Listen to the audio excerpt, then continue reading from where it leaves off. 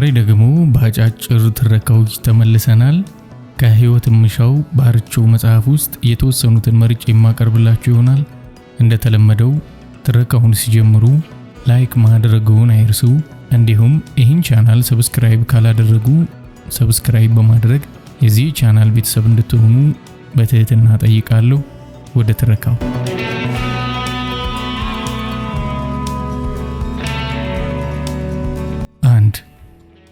ያ ነገርና እሷ። ደራሲ ህይወት ምሻው። ሰላም ነው አልሽ አላት። ውል የሌለው አተነፋፈሱን ሳያቆም ፈገግ በማለትና ባለማለት መሃል ያለው ፊቱ አልቦታል። ዝም አለችው። ፍቅር አመመሽ እንዴ? ብርድ ልብሱን እስከ ብብቷ ስር ጎተተችና ከመያዣቸው መቼ እንደወጡ ያላስታወሰቻቸውን ጡቶቿን ሙሉ በሙሉ ሸፈነች። ዝም ብላ አየችውና አላመመኝም አለችው። እውነቷን ነበር። ጭራሹን አላመማትም። ህመም የስሜት ዘር ነው። ስለዚህ አላመማትም። ምክንያቱም ምንም አልተሰማትም። ለዓመታት ስትጠብቀው የነበረው ምትሃታዊ ሰዓት የህመምም የደስታም የምንም አይነት የስሜት ትዝታ ሳይጠልባት እንዲሁ እልፍ በማለቱ እጅግ ቅር ተሰኝታለች። ያቺ ሰላምን እገላታለሁ፣ ማርያምን እገላታለሁ ብላ አሰበች። ወይኔ ደስ ሲል፣ ወይኔ እያለች ስታጓጓት የኖረችው ለካ ለዚህ እርባና ቢስ ነገር ኖሯል። ሁሉንም ጓደኞቿን ትገድላቸዋለች። ሁሉም ጣጣቸውን በጊዜ ጨርሰው ሲያበቁ ኧረ ተይ ቶሎ በይ፣ የዛሬው ወንድ እኮ ልክ እንደ ሱፐርማርኬት ዶሮ ጣጣውን የጨረሰችውን የሚመርጠው፣ ፈጠን በይ እንጂ ነገርየው እኮ ቋንጣ ሊሆን ነው፣ ድር ሊያደራበት ነው እያሉ አጣድፈው ያስደረጓት ነገር እንዴ ስሜትና ጣዕም አልባ ነው ለካ። ብሩክን ዞር ብላ አየችው። ከጦር ሜዳ ውሎ በድል የተመለሰ ወታደር መስሎ ተንጋሏል። ምን ነው ፍቅር አላት። ምንም አልወደድሽውም አይደል? አይ ደህና ነው አለችና ደህና በመሆን የፈረጀችውን ነገር መልሳ መገምገም ጀመረች። ሲጀመር ነገርየው ከ2 ደቂቃ በታች ነበር። ምንነቱ ሳይገባት ሚዛን ላይ አስቀምጣ እጅግ በጣም ጥሩ ወይም ጥሩ የሚል ውጤት ልትሰጠው የሚያበቃ የጊዜ ዕድል አላገኘችም ነበር። ሲቀጥል ውል አልባና ዝብርቅርቅ ያለ ተራ መግባትና መውጣት ነበር። ያ ነው ትዝ የሚላት ተራ የውጋ ንቅል ጨዋታ። ይህ ከሰኞ ማክሰኞ በምን ይለያል? ሱዚ ከመዝለል በምን ይለያል? ፔፕሲ ከመራገጥ በምን ይበልጣል? በጥልቅ የቅሬታ ስሜት ውስጥ ሆና እንደተንጋለለች ብሩክ ለልምምድ ብሎ ያሳያት የነበሩትን ፊልሞች አስታወሰች። ፊልሙ ውስጥ ያየቻቸውን ሴቶች አስታወሰች።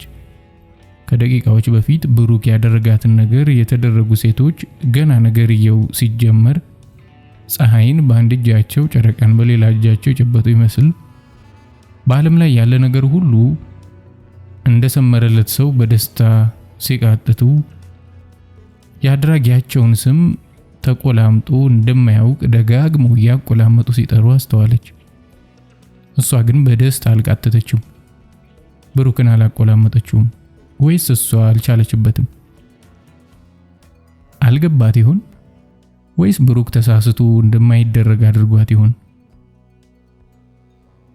ለሚቀጥሉት 2 እና 3 10 ዓመታት በደስታ የማያስቃጥታትን የፍቅረኛዋን ስም በፍቅር የማያስቆላምጣትን ነገር ደጋግማ ማድረግ እንዳለባት ስታስብ የተራቆተ ቆዳዋ ተኮማተረ። ብሩክን ዞር ብላ አየችው። አሁን ራቁቱን ሳይሆን ሰውነቱ በስሜት ሳይበርድና ብረት ሳይሆን ሳያልበው ካልጋ ውጭ የምታውቀው መደበኛ ፊቱ ተመልሷል። ወደ ለመደችው ብሩክነቱ መመለሱ ደስ አሰኛት። ፍቅር አላት። ወይ አይዞሽ የመጀመሪያሽ ስለሆነ ነው። ስንደጋግም ተወጂዋለሽ። ዝም ብላ ስታየው እጆቹን ወደ ጭኖቿ ሰደደ። የዛን ዕለትም በሚከተሉት ቀናትም ደጋገሙት። ግን አልወደደችውም። 2 ወራት ካለፉ በኋላ ግን ልክ ትምህርት ዘግይቶ እንደገባው ተማሪ ውሎን መያዝ ጀመረች።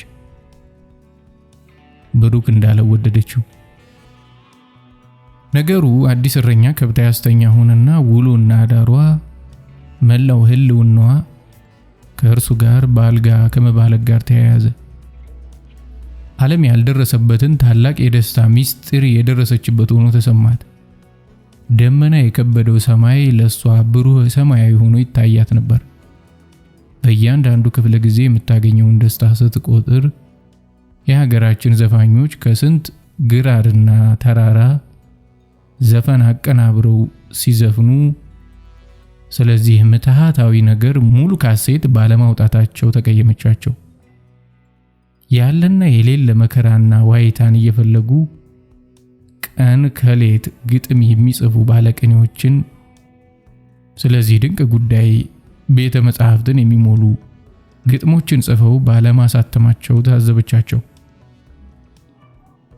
ሀገር አውቆት ሕግ ደግፎት ሌት ተቀን የሚኮመኩሙት ባለትዳሮች እንዲህ ያለው ውብ ነገር በመካከላቸው ሳለ በአንጃ ግራንጃ ነጋ ጠባ በመጨቃጨቃቸው ፈረደችባቸው።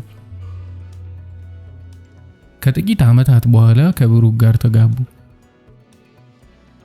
ከጋብቻው በኋላ ድንቁ ያልጋ ላይ ትዕይንታቸው በጊዜ ርዝመትና በኑሮ ውጥረት እየተሸነፈ ተቀጥረው የሚሰሩት ስራ መምሰል ጀመረ።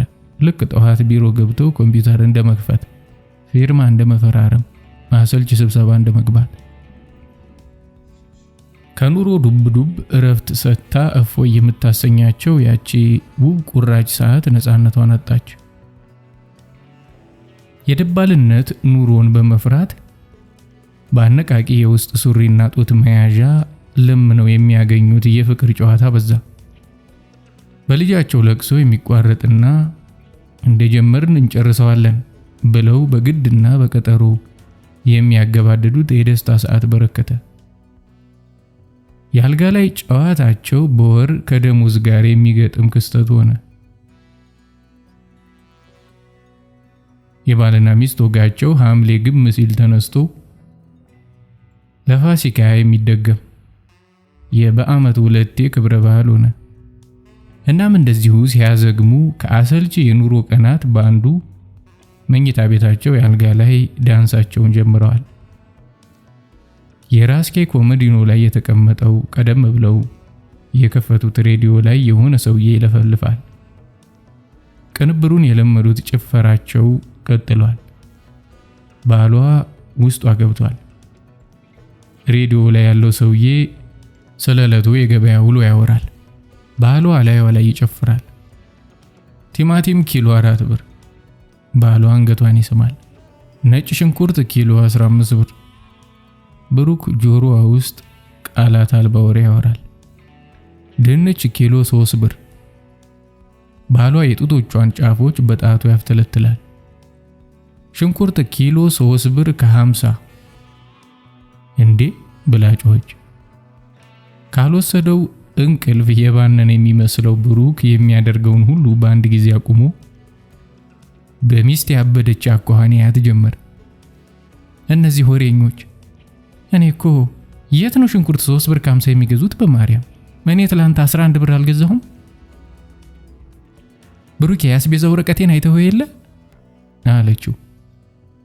ብሩክ ኩምሽሽ ያለ ሰውነቱን ከሰውነቱ አውጥቶ በታላቅ ትዝብት ካያት በኋላ ልብሱን ይለባብስ ጀመር።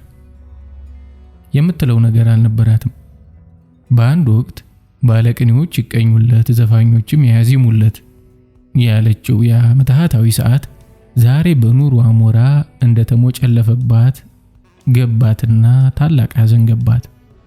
ከዚያ ወዲህ በረጅምና አሰልቺ ኑሮ መሃል የሚያገኟትን የደስታ አፍታ ለመጠበቅ ሲባል እሷና የባሏ የአልጋ ዳንኪራ ካለ ሬዲዮ የሚጨፈሩ ሆነ።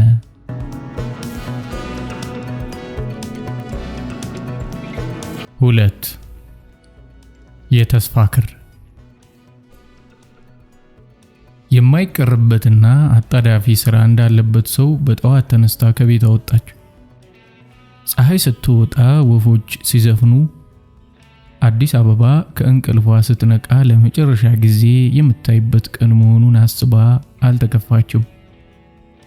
ፀሐይ ምን አገባት? ፀሐይ ምን አባቷ?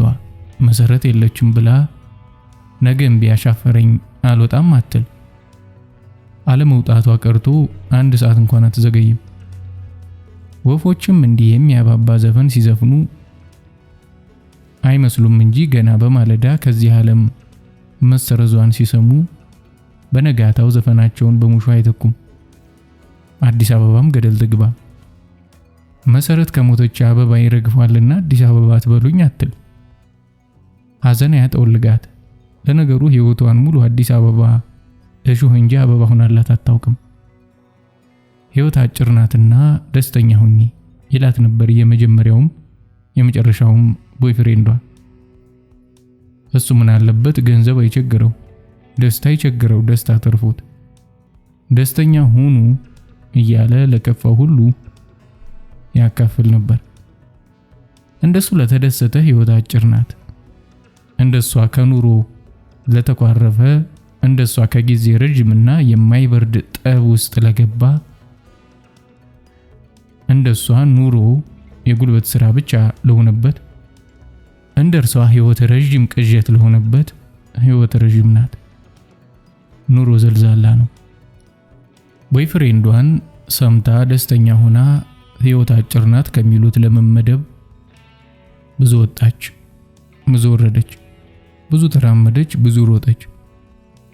ደስታ ስትደርስበት ከእርሷ እንደሚሸሽ ሁሉ የማትነካው የማትደርስበት ህልም ሲሆንባት እንደነገሩ እንደዋዛ በእርሳስ የተጻፈውን ይህን ቀለም አልባ ህይወቷን በሞት ላጲስ ልታጠፋው ቆረጠች። ዛሬ ህይወቷን በጉልበት የምትቋጭበት ቀን ነው። እውነቱን ለመናገር ነገሩን ለሳምንታትና ለወራት ስታብሰለስለው አልቆየችም። እስከ ትላንት ድረስ እንደነገሩ እንደሚሆን አድርጌ እኖራለሁ ብላ ወደር በሌለው የግድየለሽነት መንፈስ መኖርን ተላምዳው ነበር። ወደር በሌለው የግድየለሽነት መንፈስ ስትኖር ሲርባት ያገኘችውን ከመብላት፣ ለመብላት ስትል ያገኘችውን ስራ ከመስራት፣ እንቅልፏ ሲጨቃጨቃት ከመተኛት ያለፈ ታላቅ የህይወት ግብ አልነበራትም። መብላት፣ መስራት፣ መተኛት የቀን ተቀን አዙሪቷ ይሄ ነበር። ትላንትና ግን በድንገት አዙሪቷን የረበሸ ነገር ተከሰተ። ለሳምንታት ራሷን ሲያማት ገርፏት የማይታክተው የኑሮ ጅራፍ ያመጣው ህመም ውጤት መስሏት ችላ ብለው ነበር። ለሳምንታት ወደ ላይ ሲላት የሚያቀራት ኑሮዋ በአፏ ለመውጣት እየተናነቃት መስሏት ከቁም ነገር ሳትጽፈው ሰንብታ ነበር። ለሳምንታት በተለየ ሁኔታ አሁንም ሲርባት የመበላው ሳጣ ሚሉት ተረት በዚህ እከካም ዕድሏ ምክንያት ልጅ እንኳን ሳይኖራት ደርሶባት መስሏት በለመደችው ግድየለሽነትና ውሃ በመጠጣት ታባረረው ነበር። ያቺ የማትወዳት የወር እንግዳዋ ለ2 ወራት ሳትጠይቃት መክረሟ የተከሰተላት ግን ዘግይቶ ነበር። ሲከሰትላት ላብ የማያውቃት ክፉኛ ላባት፣ ተንፋሽ አነሳት። ለእንባ እንግዳ ያልሆኑት አይኖቿ በታማኝነት አዳዲስ እንባ ዘረገፉ። እኔ በግድየለሽነት መኖር እችላለሁ፣ ልጄ ግን አይችልም ብላ ወሰነች። ያቺ የችግር ዘመዷና ደባሏ ጤና ጣቢያ ሂጂና አረጋግጪ አለቻት። ሄደች። ቀድማ ብታውቀውም ልጅ እየሰራች እንደሆነ ሐኪሙ ነገራት። እንደገና ላባት፣ ትንፋሽ አነሳት። ለእንባ እንግዳ ያልሆኑ አይኖቿ እየዘረገፉት ትኩስና ብዙ እንባዎች ወደ ማዲያታም ጉንጯ፣ አጭር አገጯ ከዚያም ደግሞ ዘለው ወደ ጭኖቿ ተከሰከሱ። አትፈልጊውም? ሐኪሙ ጠየቃት። አትፈልጊውም ብሎ ጥያቄ ምንድነው? ልጅ እንዴት እንደሚገዛ ዕቃ አትፈልጊውም ይባላል? ልጅ እንዴት አይፈለግም? አለች በሐሳቧ። እፈልገዋለሁ። እንባዋ አልቆመም። ደስ ብሎሽ ነው የምታለቅሽው ታዲያ? በደስታ ይለቀሳል እንዴ? ለለቅሶ የሚያደርስ ደስታ ምን አይነት ነው? አታውቀውም። አልችልም፣ እኔ ልጅ ማሳደግ አልችልም። ነፍጧን በሹራቧ እጀታ ጫፍ እየጠረገች ተናገረች። አሁን እፈልገዋለሁ አላልሽም እንዴ? እፈልገዋለሁ ግን አልችልም። ሐኪሙ ባልገባኝም አያት። ሰው እንዴት ሐኪምን ያህል ሆኖ መፈለግን ከመቻል ያምታታል ብላ አሰበች። ምናልባትም ሕይወት ካጠረባቸው ደስተኛ ሰዎች ይሆናል። አባቱ አብሮሽ ነው? አባቱ ውጭ ሀገር ነው፣ አይመለስም። ብታገኘው አይረዳሽም? ሐኪሙ የሆነ ነገር እየሞነጫጨረ ጠየቃት። እንደሱ ያለ ወደር በሌለው ግዴለሽነት የሚኖር ሰው ውጭ የሄደ የቀድሞ ቦይፍሬንድ ፍለጋ አይዞርም። ልክ አይመጣም። ብድግ አለችና አልችልም አልኩ ዶክተር። እሺ እንደዛ ከሆነ እንግዲህ አማራጮች አሉ። ብዙ ብሎ ብዙ ዞሮ አንድ ቦታ ደረሰ። ልጅሽ እንግዲህ ይዋላት። አሰበች። ለኑሮ ጉጉት የላትም። በራሷ ላይ ሞት ማወጅን እስከዛሬ አስባው ባታውቅም በሰበብ የመጣ ሞት ላይ የከረረ ቅራኔ የላትም። ከጤና ጣቢያው ከወጣች በኋላ በየደቂቃው ውስጥ በማደግ ላይ ያለ ልጇን ከመግደል ራሷን መግደሉ በአንጻራዊ ሁኔታ ኃጢያቱ ዝቅ ያለ መሰላት። ራሷን ትገድላለች፣ እሷን ትሞታለች። እሷ በመሞቷ ልጇ ይሞታል። እሷ ራሷን ገደለች እንጂ ልጇን አልገደለችውም። የልጇ ሞት የእሷ ሞት አሳዛኝ ውጤት እንጂ ግድያ አይሆንም ወሰነች። ልጅ ሆና ስትሰማ ገሌ እኮ በ10 ሳንቲም ገመድ ተንጠልጥሎ ሞተ ይባል ነበር። ዛሬ ግን እንደሌላው ነገር ራስን ማጥፋትም ተወዷል። ከዛሬ ጋር ያለውን የጊዜ ልዩነት አስልታ መቼም ቢጨምር ከ5 ብር አይበልጥም አለችና ከፍራሿ ስር ያስቀመጠችውን ከጣጣፊ አልጋዋ ውጪ በስሟ ያለ ብቸኛ ገንዘቧን አወጣች። 10 ብሯን በግራ እጇ አፍናና ጨምድዳ ይዛ ወጣች። ገመዱን ገዝቼ የሚተርፈኝን 5 ብር አምላክ ይቅር እንዲለኝ ለሚካኤል ሰጠዋለሁ ብላ አሰበች። በ5 ብር ገመድ እየተሰራ ኃጢያትን የ5 ብር ስጦታ ይፈታዋል ብላ አብዲ ሱቅ ደርሳ ብታይ ማንም አልነበረም። በመስኮቱ አንገቷን ገባ አድርጋ አብዲ ብላ ተጣራች። አብዲ ሳይሆን አንድ አይተው የማታውቅ ትንሽ ልጅ ብቅ አለ። ቅር አላት። አብዲ የለም እንዴ? የለም። ልጁ ፈጠን ብሎ መለሰ። ቢኖር ደስ ይላት ነበር። ከመሰናበቷ በፊት ሁሌም እንደ ሙሉ ሰው በሙሉ አይኑ የሚያያትን፣ ሲቸግራት የሚያበድራትን፣ ሲከፋት የሚያስቃትን ፍልቅልቁን አብዲ ብታገኘው ደስ ይላት ነበር። ገመድ አለ? ከማቅለሽለሽ ስሜት ጋር ግብ ገጥማ ጠየቀችው። አውጥቶ ሰጣት። ስንት ነው? 12 ብር። አዲሱ ልጅ ከረሜላ ከገዛው ትንሽ ልጅ ብር እየተቀበለ መለሰ። 12 ወደ ላይ አላት። ትንፋሽ አነሳት። እንባዋን ግን ገታችው። 12 አዎ 12። ልጁ ከረሜላ ሊያወጣ መሬት የበተናቸው ማስቲካዎች ቦታቸው መለሰላት። እኔ 10 ብር ነው ያስኩት፣ 10 ብር ሽጥልኝ። ተለማመጠችው። ዋጋው 12 ብር ነው አልኩሽ እኮ። 12 ብር ስትለው ዋጋው 12 ነው አልኩሽ እኮ ሲላት 10 ብር እንካ ስትለው 2 ብር ጨምሪ ሲላት አብዲ ብዙ ዕቃ ተሸክሞ ወደ ሱቅ ደረሰ። ደስ አላት። አብዲ መስዬ ዕቃዎቹን መሬት አስቀምጦ ጨበጣት። ባክህ ልጅ ይህን ገመድ አልሸጥልሽ አለኝ። ምን ነው አንተ? ልጁ ላይ አፍጥጦ ጮኸ። ለመሲ 10 ብር ነው ብሎ ገመዱን ሰጣትና 10 ብሩን ተቀብሏት ለልጁ ሰጠ። ይህ አብዲ የሚሰራላት የመጀመሪያው ሳይሆን የመጨረሻው ውለታ ነበር።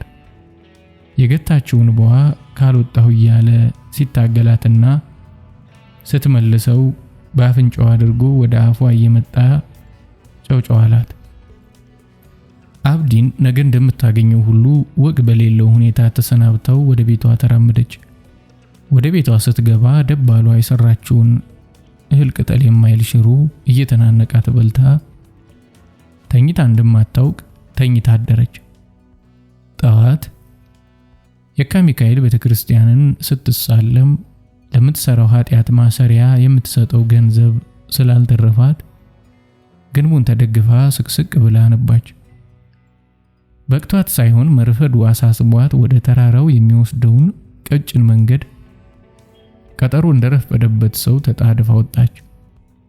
ዛፎች የበዙበትና ጭር ያለ ቦታ ስትደርስ ገመዷን አውጥታ ጠንካራና በአጭር ቁመቷ የምትደርስበትን ዛፍ ፍለጋ ጀመረች። አገኘች። የምትቆምበት ትልቅ ድንጋይ ይዛ ወደ ሞት ዛፏ ስትመለስ አብዲን አሰበችው። በአንተ ገመድ ተሰቀለችና ሞተች ሲሉት ምን ሊሆን ብላ አሰበች። 2 ብር ቀንሰ በሸጥክላት ገመድ ተንጠልጥላ ላትመለስ ሄደች ብለው ሲወቅሱት ምን ይሰማ ይሆን ብላ አሰበች። ካወቀችው ጀምሮ እስከ የመጨረሻው ህይወት ቀኗ ደግነት ያሳያት አብዲ ላይ የጨከነችበት መሰላት። ምን አንቀሽቅሾ ከመርካቷ መጣኝ? ምን አለ ትንሽ ዘግይቼ ቢሆን ኖሮ? ምን አለ አይቀንስም አያዋጣም ብዬ በመለስኳት ኖሮ እያለ በነዛ እንባ በማያውቁ አይኖቹ ሳያቋርጥ ሲያለቅስባቸው ሐዘን ሲያጎሳቁለው ጸጸት ሲያንገበግበው ታሰባትና ለቅሶ አላት። ለአብዲ ስትል ዛሬ ባትሞት ተመኘች። አብዲ እንዳያለቅስ፣ አብዲ እንዳያዝን፣ አብዲ እንዳይወቀስ ባትሰቀል ፈለገች። አቅለሸለሻት። ይህንን እያሰበች ገመዷን ያንጠለጠለችበት ዛፍ ጋር ስትደርስ አንድ ጠመንጃ የያዘ ሰው ቆሞ አየች። ደስ ብሏት እንደማያውቅ ደስ አላት። 3 ፍቅር የያዘን ሰሞን። አቤት የዚያን ሰሞን የሚሰራንን አሳጥቶን ነበር። ፍቅር የያዘን ሰሞን። እኔማ ለእናት አባቴ ሱቅ መላላክ ትቼ ነበር። ሽንኩርት መክተፍ ትቼ፣ ወጥ መቀቀል ትቼ፣ እንጀራ መጋገር ትቼ፣ ቤት መጥረግ ትቼ፣ አልጋ ማንጠፍ ትቼ፣ ለእንግዳ ቡና ማፍላት ትቼ፣ ጓደኞቼን ማግኘት ትቼ፣ ትምህርት ትቼ፣ አረ መኖርን ራሱን ትቼ የሱን ከንፈር የሳምኩ እርሱ ክንዶች ውስጥ መገኘት ዋነኛ የህይወት ግብ ሆኖ ነበር። በዚያን ሰዓት ቴሌቪዥን ላይ ቀርቤ ወጣት ሶስና ዋነኛ የህይወት ግብሽና ቅድሽ ምንድነው ተብዬ ብጠየቅ ካሌብን ስስም መዋልና ማደር ሳልልቀር ነበር። ሀገሩ በህዳሴ ግድብ አጀንዳ ሲታመስና ሲቆላ ለኔ ብቸኛው ሀገራዊ አጀንዳ የካሌብ አንገትና ከንፈር ነበር። በሶሪያና በኢራቅ የሺህ ሰዎች እልቂት ስንቶችን ሲያሳዝን የኔ ልብ በሐዘን የሚሰበረው ግን በዚህኛው ቅዳሜ የእናትሽ የማርያም ማህበር አለ በሚል አይነት የቤተሰብ ጣጣ ካሌብን ሳላይ መዋሌ ነበር። የምበላውና የምጠጣው ተምሬና ሰርቼ ሀገሬን የምጠቅም ዜጋ ለመሆን ሳይሆን ቆም ሄጄ ከካሌብ ጋር ስተሻሽና ስሳሳም ስዋደድና ስፋቀር ለመዋል ነበር። በዚያን ሰሞን በትምህርት ጉዞ ሰበብ ቤቶቼን አታልዬ ከሱ ጋር 2 ሌሊት ሳድርና 3 ቀን ሙሉ ስውል ጠዋት አግኝቸው ሲረፋፍድ የተለየሁት እንጂ አብሬ የከረምኩ አይመስለኝም ነበር። እንዲህ ያለ የማይታገስ የሰው ረሃብ፣ የማይቆርጥ የሰው ጥም ይዞኝ አያውቅም ነበር። ልጁ እግር አውጥቶ በደም ስሬ ሲዘዋወር ይሰማኝ ነበር። እኔ ቁጥጥር የሚበዛብኝ የቤት ልጅና የኮሌጅ ተማሪ ስለነበርኩ እሱም ከቅዳሜና እሁድ በቀር ትንፋሽ የማይሰጥ ስራ ስለነበረው ቀናችን ቅዳሜ ብቻ ነበረች። ቅዳሜ በእግዚአብሔር የማይሻር ትዕዛዝ የተሰጠኝን የምትመስለኝ የመዋደጃ የመማለኪያ ቀናችን ነበረች። የቅዳሜ ከሰዓት የማይቀር የውሏችን ዝርዝር ይህን ይመስል ነበር። ሁሌም በጠዋቱ እነሳና ዛሬ ስተዲ ግሩፕ አለ፣ ዛሬ ከሰዓት የውጭ ሌክቸር መጥቶ ያስተምረናል፣ ያ የማያልፍለት ሰነፍ አስተማሪ እስከ ማታ 2 ሰዓት ሜካፕ ክላስ ጠርቶናል አይነት ምክንያት ፈጥሬ ምን አለ በቅዳሜ ቀን ሁሌ ከቤት የሚጎትተኝ ጣጣ ባይኖር በሚል የውሸት ምሬት ቤቱን እንጠዋለሁ። 6:30 ሊሆን ሲል ፒያሳ ያለችው ትንሽ ቤቱ የሚወደው ልቤ እየነጠረ ደርሳለሁ። እግሬ በጉጉቴ ልክ አልራመድ ብሎኝ እየተደነቃቀፍኩ ታላቅ ተልእኮ እንዳለበት ሰው አካባቢዬን ጥርቅም አድርጌ ዝግቼ ከቤቱ ደርሳለሁ። በ2 ወር ወይ በ3 ወር አንዴ አንዷ ጓደኛዬን በጠና እንድትታመም አደርግና ዛሬ ሃና ጋር ነው የማድረው፣ ዛሬ ሰሎሜ ስለታመመችና ሰው ስለሌላት እዛ ነኝ አታስቡ ብዬ የወጣው ቀን ያለን ጊዜ በሰዓት ሳይሆን ስንት ተአምር በምንሰራበት ማታ፣ ስንት ታሪክ በምናስመዘግብበት ሌሊትና አብሶ ደግሞ ከምንም ነገር በላይ በሚጣፍጥ ጠዋት ስለሚለካ የልቤ በችኮላ መንጠር ትንሽ ይቀንሳል። ስደርስ መምጣቴ እንዳልተጠበቀ ሁሉ ልክ የዛሬ ሳምንት ከዛ በፊት ባለው ሳምንታትም በዚሁ ሰዓት እንዲሁ እየሰራኝ ያልመጣው ይመስል ተስገብግቦ ይቀበለኛል።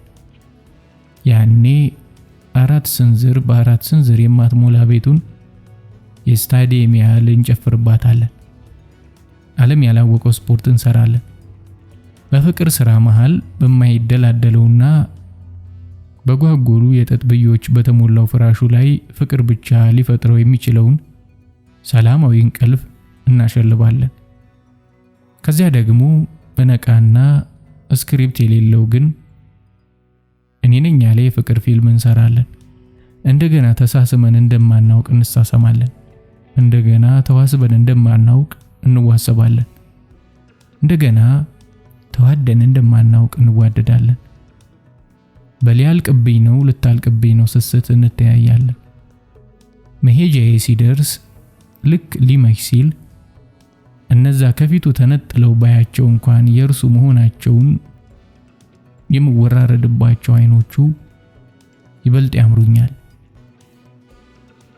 ስንደባለልበት የዋልኩበት ደረቱ እንደ ምቹ ፍራሽ ሰፍቶ ይታየኛል። ዘወትር በጣቴ የምፈትለው ጸጉሩ ይለሰልሰኛል። ከንፈሩ ሳይንቀሳቀስ አፍ አውጥቶ ይጠራኛል። እንደ አዲስ ያምረኛል።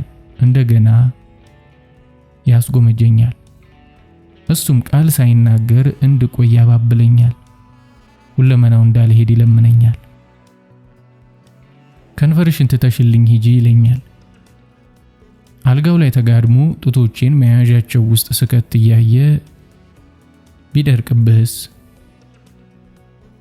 በሳቅና በወሬ መሃል በተያያዘ ድምፅ ፓንቴን እያጠለቅኩ ጠይቀዋለሁ።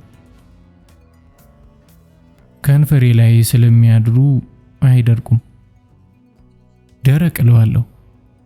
ስመጣ እንደዋዛ የጣልኩትን ካኔተራዬን አድራሻ በአይኖቼ እየፈለኩ የምሬን ባልሆነ ድምፅ ደማቅ ሮዝ ቃሪያ ሱሪዬን ለማጥለቅ እየተዘጋጀው ይህንን ጊዜ እኔ ብቻ በማውቀው አስተያየት ያየኛል። ይህን ጊዜ እሱ ብቻ በሚገባው ከሆነ አየዋለሁ። ከዚያ ሁሌም እንደምሆነው ግድግዳም ምንም ሳልደገፍ ሱሪ ላጠልቅ ስል ሚዛኔን ስቼ ስንገዳገድ ዘሎ ይቀበለኝና አልጋው ላይ ይጥለኛል። እኔም ተንገዳግጄ ለመቀለብ ተቀልቤም አልጋ ላይ ለመውደቅ ወድቄም ልብሴን ለማስወለቅ አስወልቄም ለመሰናበቻ ያለ መንኮራኮር ወደ ጨረቃ ለመሄድ አውቄ ማደርገው ነው።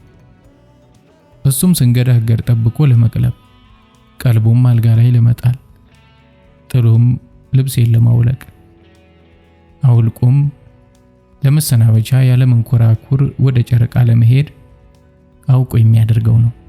ቀጥሎ የለበስኩት ሁሉ መልሶ ይወልቃል። የሳምንቱን የመጨረሻ ያልጋ ላይ ዳንኪራችንን ስንጨርስ ሰዓቴን አይና ወይኔ ዛሬ ልታስገድለኝ ነው ብዬ የቅድሙን የመልበስ ስርዓት ደግማለሁ። ሁሌ እንደሚያደርገው ሁለቱን እግሮቹን ወደ ላይ አስፈንጥሮና ከጭንቅላቱ ንጥር ብሎ ይነሳና ታክሲ ሊያስይዘኝ ይወጣል። በስንት ጥበቃ ታክሲ አግኝተን በቃ ተመለስ ልሄድ ስለው ሰፈር ካላደረስኩሽ ይለኝና አብሮኝ ወደ ውስጥ ይገባል። ሁሌም በቃ ተመለስ ልሄድ ልበለው እንጂ ሰፈር ካላደረስኩሽ ብሎ አብሮኝ እንደሚሄድ አውቃለሁ። ግን እንደዛ አለዋለሁ። ታክሲ ውስጥ ገብተን ስናይ ተነጣጥለን እንጂ አብረን ልንቀመጥበት የምንችልበት ቦታ አለመኖሩን ስናውቅ ለመውረድ ስናኮበክው ወያለው እንዴ እዛና እዚህ እኮ ቦታ አለ ይለናል። እሱ እንደዋዛ እዚያና እዚህ ብሎ ያሳየን ወንበሮች ለኛ መቀሌና አርባ ምንጭ ሆነው እንደሚታዩ ሁኔታ አባቱ ያውቃል። አይ አብረን ካልተቀመጥን አንሄድም ምለዋለሁ። እሱም አይ ተለያይተንም አንሄድም ይለዋል። ይህን ጊዜ ወያለው ማዲስ ፍቅር ያመናቀር በሚል አይን ያየንና ፍሬ እንደዚህ ጋር ተቀይሪያቸው አብረው ናቸው ብሎ አንዱን ብቸኛ አስነስቶ አብሮ ያስቀምጠናል። በዚያ ሰሞን እኛ አብረን ያለንበት ቦታ ሁሉ ከውጪ በማያሳይ ግንብ የታጠረ ስለሚመስለን ባይታጠርም ግድ ስለማይሰጠን የኋላ ወንበር አብሶ በመግቢያው በኩል ባለው ተቃራኒ ወንበሮች ላይ ከተቀመጥን ልብስ ማውለቁ ሲቀር እንደ ተላላስን ሰፈሬ እንደርሳለን። ልክ ተለይቼው ቤት እንደገባው ሁሉ ነገር ያስጠላኛል። አባቴም እናቴም ወንድሞቼም እህቶቼም ከቤት ውስጥ ወንበርና ጠረጴዛ ተለይተው አይታዩኝም። ከነሱ ጋር መሆኔ እርሱ ጋር እንዳልሆን ስላደረገኝ ሳያቸው ደሜ ይፈላል። ምን ይዘጋሻል? ለምን አትበይም?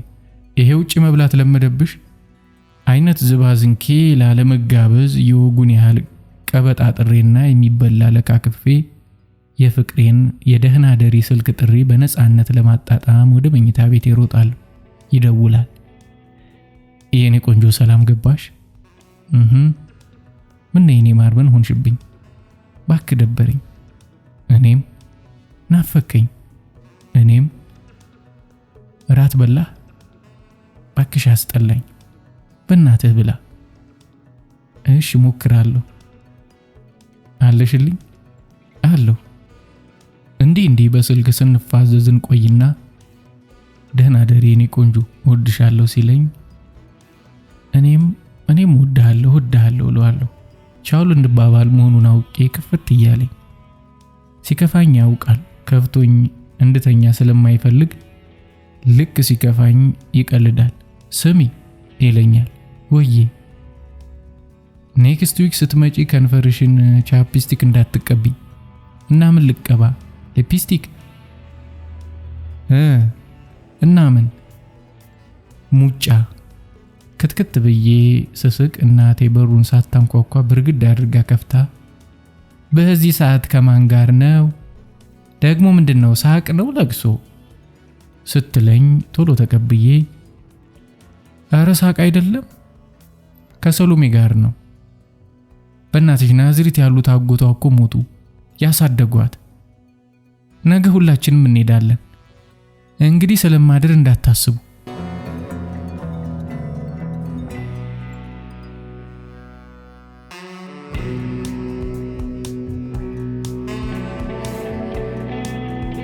አራት መዓዛም ቀን ከ9 እስከ 12ኛ ክፍል አብሮኝ የተማረው ነቢያት ከብዙ ዓመታት ቁፋሮ በኋላ እውነተኛ መክሊቱን ስላገኘ ከዚህ ዓመት ጀምሮ የጋራ ስታይል ዘፋኝ ወይም ራፐር ወይም ገጣሚ ወይም ዜማ ጸሐፊ ወይም የተደበቀ ታለንት አግኚ ወይም ፕሮዲውሰር ለመሆን መወሰኑን ነገረኝ። ማዕረጉ ዘልዛላና በአንድ ትንፋሽ ተነግሮ የማይወጣ መሆኑን ሳስተውል እንዳገኘው ነገር ብዛት እውነትም ችሎታህን ለማግኘት ከነዳጅ በላይ ስትቆፍር መኖርህ የሚገባ ነው። ለመሆኑ ይሄ ሁሉ መክሊትህ የትኛው የመሬት ክፍል ተቀብሮ ኖሯል አልኩት። ከሴዲሜንተሪ በላይ ከምናምን በታች አለና ከ15 ዓመታችን ጀምሮ የማውቀውን ፈገግታ ከጉርምስናችን ጀምሮ በማውቀው አፉ ፈገግ አለ። ይሄ አፍ የጋራ የሚዘፍን አይመስለኝም ነበር። ምክንያቱም ነቢያትን የማውቀው በቤተ ክርስቲያን ልጅነቱ ነበር። ብዙ መዝሙር በማውቁ የኛን ወደ ቤተ ክርስቲያን አለመሄድ በመኮነኑ ለኛ ኃጢአት ተግዶ በመጸለዩ ጊዜ የሚገርም ነገር ነው። ሁሉም ቅዱስ በአንድ ወቅት ኃጢአተኛ ነበር፣ ሁሉም ኃጢአተኛ በአንድ ወቅት ቅዱስ ነበር የሚለው አባባል ትዝ አለኝ። ይልቅ እሱን ተይና የመጀመሪያው ሲንግሌ ወዝወዝ አድርጊው ሐሙስ ስለሚቀረጽ ነይና አርት ይዝነብብሽ አለኝ። የተቀረጸ ዘፈንን በኢቢኤስ ከማየትና ሙያ በሌለው አይኔ ከመገምገም ውጪ የዘፈን ቪዲዮ ሙያ ባላቸው ሰዎች ሲቀረጽ አይቼ ስለማላውቅ ለአርት ሳይሆን ለወሬ ጓጉቼ እውነት ልምጣ አልኩት። ነይ ጓደኛዬ ዲበ ቤት ነው የሚቀረጸው። ቤተ መንግስት የመሰለ ቤት አለው ሰሚት። በያሁን ብዙ የማያይዘው ጉዳይ አለኝ ደውይ ብሎኝ ቢጫ ቃሪያ ሱሪ፣ ቀይ ስስ ሹራብና ቀይ ኮፍያ የለበሰ ቀጭን ሰውነቱን ያጣደፈ ይዞ ሄደ። የቀለም ፋብሪካ አርማ ይመስላል። ቅዳሜ ዕለት ዲበ ቤት በሰዓት ደረስኩ። ሰሚት ሳይሆን ሰሜን ማዘጋጃ ሊገኝ የሚገባው ውብ በድሮ ወግ የተሰራ ቪላ ቤት ነው። ሊሾ ከተደረገ ሰፊ ግቢ 1/4ኛው ለአትክልት ተከልሎ የሚያምር አበባ አለ። አበቦች እያደጉበት ነው። በወግ በተከረከመው ሳር ላይ ወፈር ያለ ሰው ሊቀመጥባቸው ቢያስብ እንኳን እንክት ብለው የሚሰበሩ የሚመስሉ ከስስ ፕላስቲክ የተሰሩ 4 ነጫጭ ወንበሮች፣ ተመሳሳያቸው ትንሽ ጠረጴዛን እጅብ አድርገው ተቀምጠዋል። ጠረጴዛው ወላጅ እነሱ ልጆች ይመስላሉ።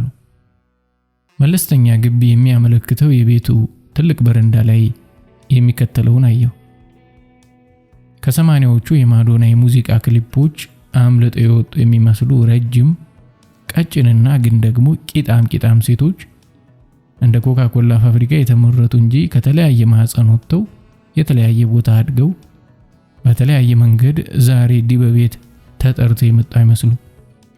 ገላዎቻቸው ላይ ተመሳሳይ ነገሮች ያለው ትልልቅ ወርቃማና ሰንሰለታማ ሐብሎች፣ ትላልቅ ክብና 4 ማዕዘን ወርቃማ የጆሮ ጉትቻዎች፣ ከሩቁ ከፀሐይ ጋር ተመሳጥረው የሚያብለጨልጩ ብልጭልጭ ክፍል ያላቸው የግድግዳ የሚያካክሉ የእጅ ሰዓቶች፣ ከጂንስ ሱሪ ወደ ጂንስ ቁምጣነት ያደጉ ወይም የወረዱና እንኳን ቀጫጭን ጭኖቻቸውን የቂጦቻቸውን 1/3ኛ ኮራ አድርገው የሚያሳዩ ጉማጅ ሱሪዎች፣ ከጡት መያዣ ጣልቃ ገብነት ነፃ በሆነ ሁኔታ ትልልቅም መለስተኛም ትንንሽም ጡቶቻቸውን ያለ ጭንቀት የሚያሳዩ ነጫጭና በደንብ አላጠረም ተብለው እንደገና ወገባቸው ላይ እንደ ሪቫን ሽብ የተደረጉ ካኔቴራዎች፣ ባለ ረዣዥምና ሹልታኮ ጫማዎች፣ ቀለሙም ርዝመቱም የማይለያይ መዓት ጨብራራ ሂውማኔር።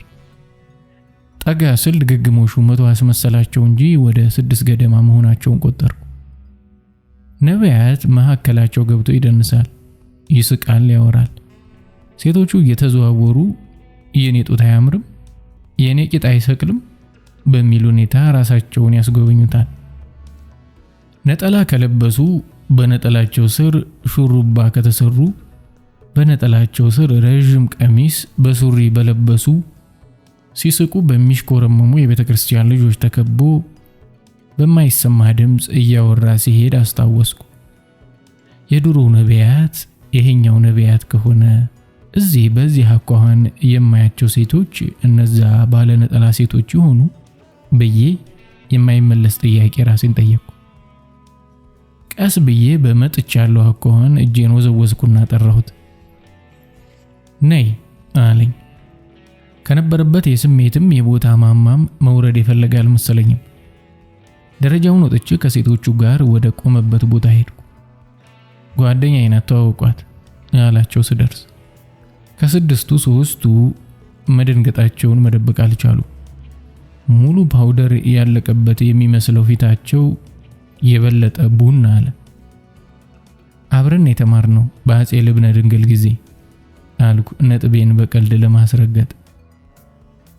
ከደነገጡት ሁለቱ ምንም ስሜት ካላሳዩት ሶስቱ ጋር ሲስቁ አንደኛዋ ብቻ አፄ ማን? እኔ የማውቀው ምኒልክን ብቻ ነው። ቴዲዬ ይወዳቸዋል አለች። ሳቅሁና ቴዲ አፍሮ ማለትሽ ነው አልኳት። ያ ቴዲ ስለሳቸው ያወራ ይዘፍን የለ በጣም ይመቹኛል አለች። ይመቹኛል ስትል ፊደሎቹ መሃል የኪሎ ሜትር ርቀት እያስቀመጠች ነበር። ጳውሎስ ኞኞም ስለሳቸው አውርቶ ነበር።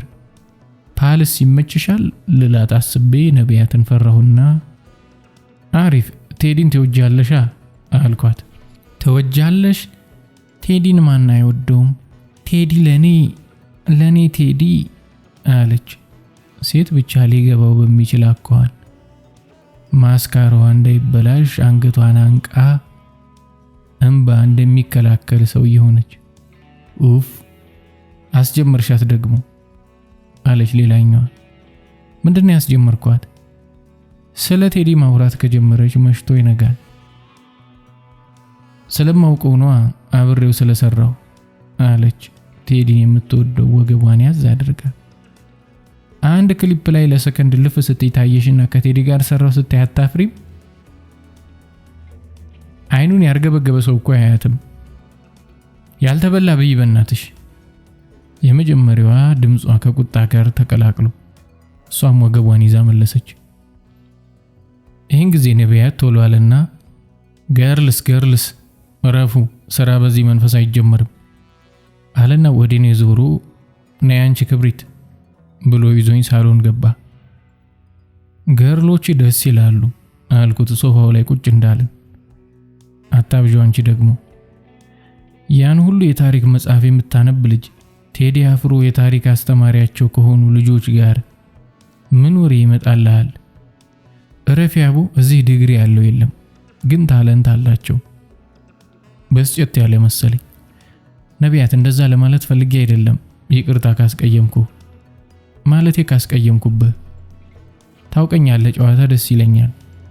እስካይ ጓጉቻለሁ አልኩት ነገሩን ባላሰብኩት አግባብ እንደተረዳው ሲገባኝ። ሳቃልና ስትረስ ዶኜ ነው ገብቶኛል መጣሁ ተጫዋች ብሎኝ ብቻዬን ትቶኝ ሄደ። ሰዎች ቤታቸው ወስደው ለብቻዬ ትተውኝ መጣሁ ተጫዋች ሲሉኝ ሁሌም ይገርመኛል። የተከፈተ ቲቪ እንኳን የለ። ቤቱን ለማየት ቀኝ ግራ ስል አንዲት ልጅ የሚያስደነግጥ ቁንጅናዋን ይዛ ወደ ሳሎኑ ገባች። ዝም ብዬ አየኋት። በተገቢው ቦታ ተገቢ የሆነ ስጋ የያዘ ግሩምና ቀጭን ሰውነት አላት። ቀይም ጠይምም አይደለች።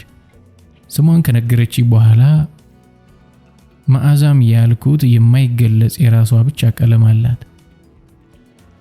ባለረጅም ታኮ ጫማ ላይ ብትቆምም በራሷም ረጅም መሆኗ አይጠፋም።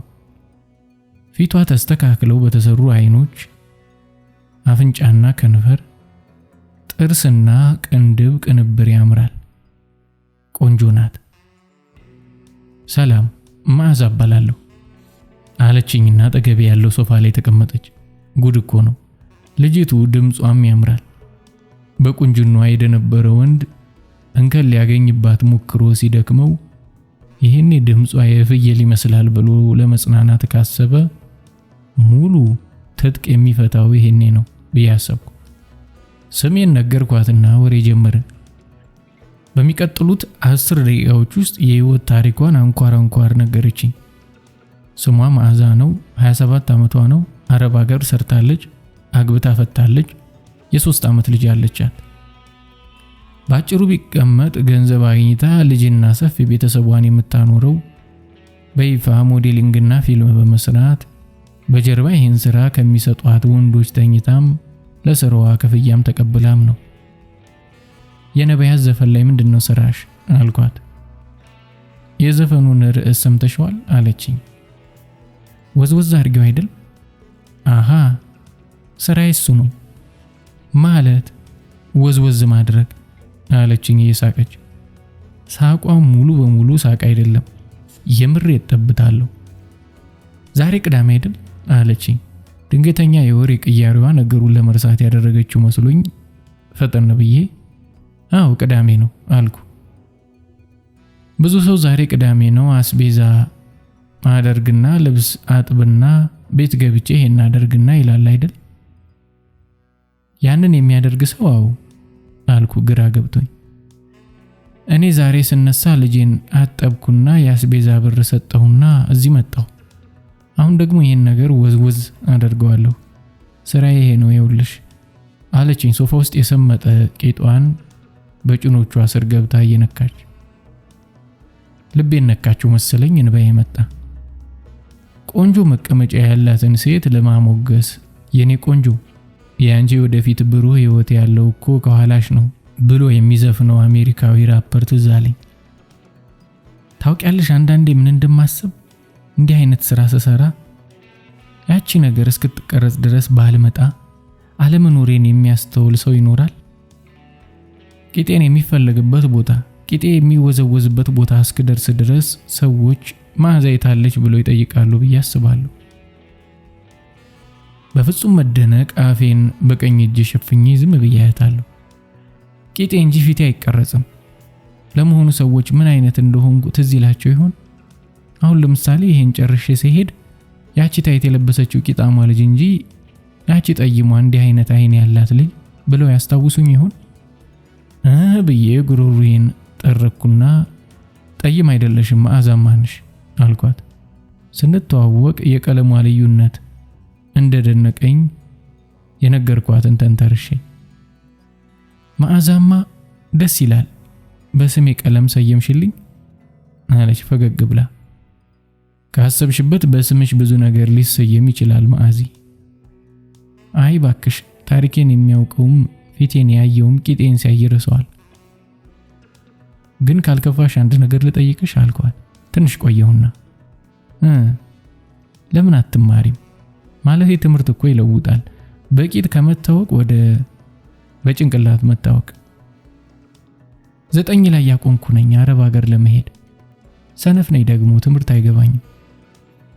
ብትቀጥይውስ? አሁን በዚህ እድሜ ደግሞ በምን ጊዜ?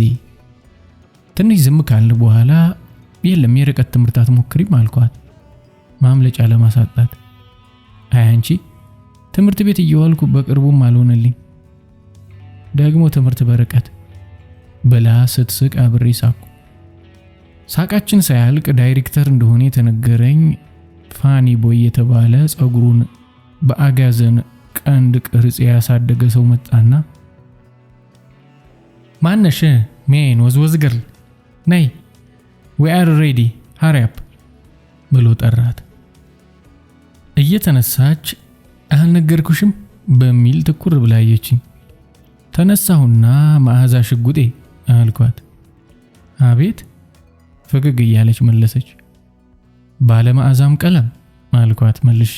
አሃ አቤት አለች። የረቂቅ እናት አቤት አለች። አደራ ደውይልኝ በወጣትነት እናትነት የሚል ነገር መጻፍ ፈልጋለሁ። እኔ እዛው የፈጠርኩትን ጽሑፍ ርዕስ እያደነቀው እሷ እየሳቀች ተከታትለን ወደ ውጭ ወጣን።